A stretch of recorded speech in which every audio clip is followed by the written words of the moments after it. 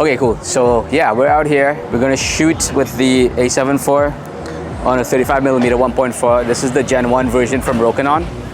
And we're gonna shoot Lin, do some photos first and see what that looks like.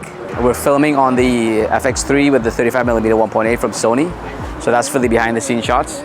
And we're just gonna scout, see what's the good backdrop and then start getting some shots. So let's see what this lens can do, because this is an old lens, it's outdated.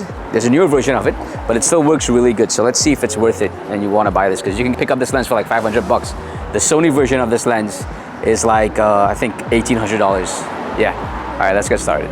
And 3, 2, 1. So we had a little bit of a wardrobe malfunction, and in the heat of the moment while I was concentrating on my shots and the lens, I was not able to identify this. It still kind of looks like a fashion statement. The fact is though, these pictures still look great. It still works, so I'm leaving them here. All right, so one of the problems I'm having with this lens, what I've noticed so far, is that it's not locking focus, as you can see there. And I'm pretty far from the subject. So this is one of the things I have encountered with this lens. Someone said if you change it over to single focus, that fixes the issue. Doesn't seem to fix the issue. Okay, it does now. So if I move away from the subject and then go back, it's good. Okay. And I'm gonna ask you guys quickly to forgive my behind the scenes shooter. She's now learning about composition. Her framing and her exposure was a little bit wonky at times, but she did a really good job for the most part. And I'm pretty pleased with the results. Can you stand a little more legs apart, just a little bit more? Yeah, it's a little more powerful. Yeah, sure. Right? Yeah, perfect. So hold that, hold that. I want to replicate this one, just with a little more. Actually, you know, it's really nice. This one. Okay, so yeah, we're gonna check out this spot here, see what it looks like on frame. I think right about here, I can get the foreground that I want. So if you can probably stand right here and can you give me a motion like you're gonna put it on slowly? Hold that. Perfect. I think these look good. Okay, so far it's been good.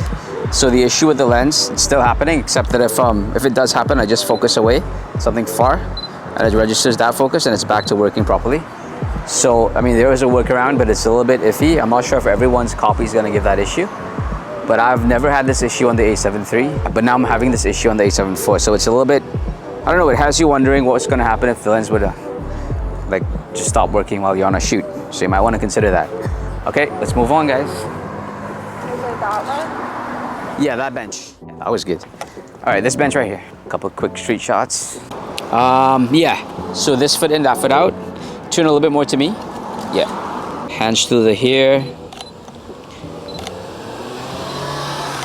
Gonna come in closer. Got in the issue again, so I gotta focus far. Then come back and grabs her eye. Awesome. Your profile is amazing. This looks great.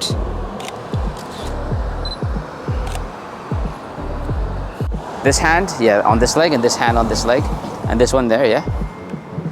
And look at the camera.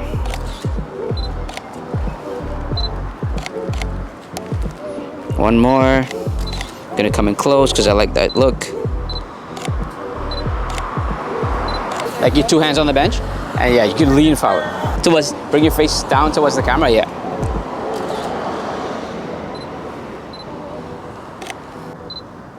All right, good.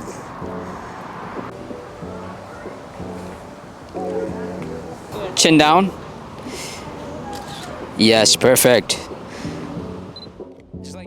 This looks really good. Your pants looks good, yeah. All right, hold that right there. I like that. Perfect, okay. Okay, so guys, now we're gonna do a test on the FX3. Stabilized footage on the RS3.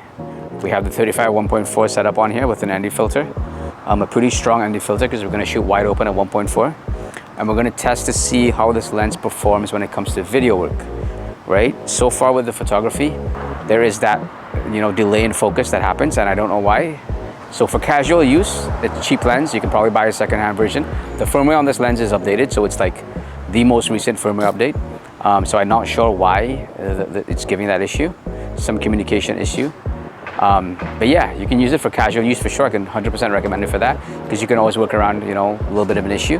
When it comes to professional work, it is a bit of a letdown. So let's see what it does for video if you were thinking about getting this lens for video. Okay, so right off the bat, we can see that as the autofocus makes adjustments, it's jerky. The transition is not smooth.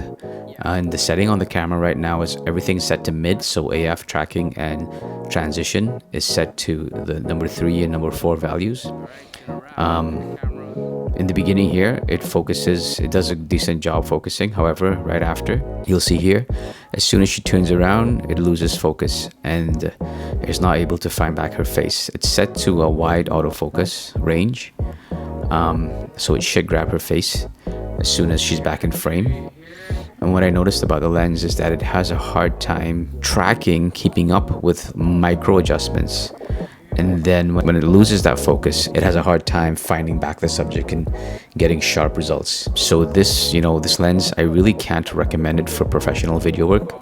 If you're doing stuff for Instagram and social media, I would say just for fun stuff, or maybe even some super tiny projects that allows you the time to reframe and try again, maybe you can get away. It is a cheap lens for that 1.4 look. However, if you're doing professional work, it does turn into a frustrating experience because you're not going to be confident in your shots. You're going to have to review every single thing to ensure that your subject was in focus. So overall, this is not a good lens for video.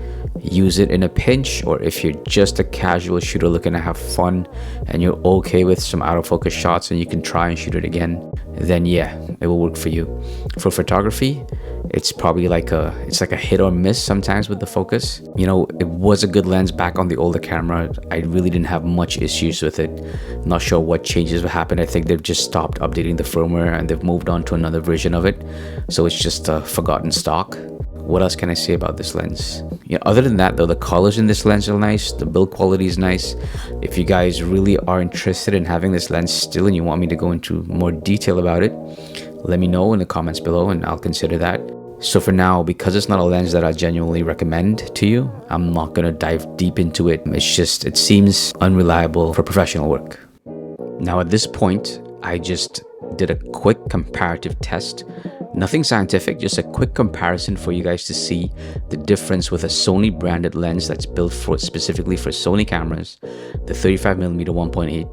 This is my go-to lens for most of my professional work because it works so well, and that 1.8 still gives you a good separation. And as you can see, it's locked on to Lynn. I'm gonna push into her. It's locked on, no changes. It's on her face. Step away, looks good. Can I grab your bag from you? And let's walk towards the camera. And that 1.8 look still looks really, really good. And glasses off. And through the here. All right, perfect. Continue on. I turn, I track from behind. It looks well.